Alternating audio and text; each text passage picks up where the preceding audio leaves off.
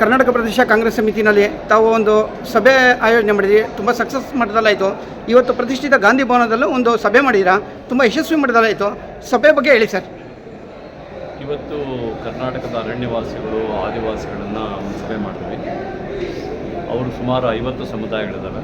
50 ಸಮುದಾಯಗಳಲ್ಲಿ 49 ಸಮುದಾಯಗಳಿಗೆ ಈವರೆಗೂ ಕೂಡ ಯಾವುದೇ ಮೀಸಲಾತಿ ಆಗಲಿ, ಯಾವುದೇ ಸರ್ಕಾರದ ಅನುದಾನವಾಗಲಿ ಸಿಕ್ಕೇ ಇಲ್ಲ.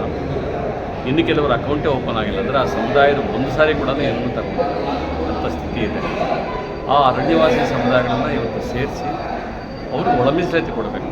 ಪರಿಶಿಷ್ಟ ಜಾತಿಯರು ಒಳ ಮೀಸಲಾತಿ ಕೊಡಬೇಕು, ಪರಿಶಿಷ್ಟ ಪಂಗಡದಲ್ಲೂ ಕೂಡ ಒಳ ಮೀಸಲಾತಿ ಕೊಡಬೇಕು ಆ ಪ್ರಶ್ನೆನ ಇವತ್ತು ಇಟ್ಟಿದ್ವಿ.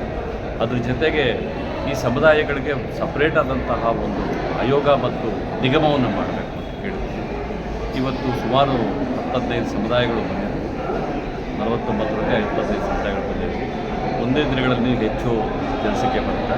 ಆ ಸಮುದಾಯಗಳಿಗೆ ಏನಾದರೂ ತಲುಪಬೇಕಾದ್ರೆ ಅವರಿಗೆ ಮೀಸಲನ್ನು ಕೊಟ್ಟೇ ತಲುಪಿಸ್ಬೇಕು, ಒಳ ಮೀಸಲಾತಿಯನ್ನು ಕೊಟ್ಟೇ ತಲುಪಿಸ್ಬೇಕು. ಇಲ್ಲದೇ ಇದ್ದರೆ ಅವ್ರಿಗೆ ತಲುಪೋದಕ್ಕೆ ಸಾಧ್ಯವೇ ಇಲ್ಲ. ಯಾಕಂದರೆ ಅಲ್ಲಿರುವಂತಹ ದೊಡ್ಡ ಸಮುದಾಯಗಳು ಅದನ್ನು ಪಡ್ಕೊಳ್ತಾ ಇದ್ದಾರೆ. ಸಣ್ಣ ಸಮುದಾಯಗಳಿಗೆ ಭಾಳ ಅನ್ಯಾಯ ಆಗ್ತಾ ಇದೆ. ಇದನ್ನು ನಾವು ಇವತ್ತು ಭಾಳ ಸುದೀರ್ಘವಾಗಿ ಚರ್ಚೆ ಮಾಡಿದ್ವಿ, ಗಂಭೀರವಾಗಿ ಚರ್ಚೆ ಮಾಡಿದ್ವಿ. ಮುಂದಿನ ದಿನಗಳಲ್ಲಿ ಒಂದು ರೆಪ್ರೆಸೆಂಟೇಷನ್ ಮಾಡಿ ಮುಖ್ಯಮಂತ್ರಿಗಳನ್ನ ಭೇಟಿ ಮಾಡಿ ಇದನ್ನು ನಾವು ಒಳ ಮೀಸಲಾತಿ ತರಲಿಕ್ಕೆ ಮತ್ತು ಆಯೋಗ ಮತ್ತು ನಿಗಮವನ್ನು ರಚನೆ ಮಾಡಲಿಕ್ಕೆ ನಾವು ಇದು ಸರ್. ಕ್ರೈಸ್ತ ಧರ್ಮದಲ್ಲಿ ಭಾಳಷ್ಟು ಜನಸಂಖ್ಯೆ ಇದೆ ಸರ್. ಅವರು ಧರ್ಮಕ್ಕೆ ಅನುಗುಣವಾಗಿ 3 ಜನ ಲೋಕಸಭಾ ಸದಸ್ಯರಾಗ್ಬೋದು. ಬಟ್ ಅವರು ಎಲ್ಲೋ ಕಡೆಗಣಿಸ್ತಾ ಇದ್ದಾರಾ, ಇಲ್ಲಾಂದರೆ ಅವ್ರಿಗೆ ಆಸಕ್ತಿ ಇಲ್ವೇನೋ ಅನಿಸುತ್ತೆ ಸರ್. ಕ್ರೈಸ್ತ ಸಮುದಾಯದ ಬೇರೆಯೇ ವಿಷಯ. ಆದರೆ ಕ್ರೈಸ್ತ ಸಮುದಾಯ ನೀವು ಹೇಳ್ದಂಗೆ ಅವ್ರಿಗೆ ಒಂದು 50 ಲಕ್ಷ ಜನ ಸಮುದಾಯ ಇರುವಂಥವ್ರು. ಅವರು ಈವನ್ MLCಗಳನ್ನು ಕೂಡ ಬೇರೆಯವರು ಬಿಟ್ಕೊಡ್ತಾ ಇದ್ದಾರೆ ಮತ್ತು ಅವರು ತಗೊಳ್ತಾ ಇಲ್ಲ. ಅವ್ರಿಗಿನ್ನೂ ರಾಜಕೀಯ ಪ್ರಜ್ಞೆ ಬಂದಿಲ್ಲ.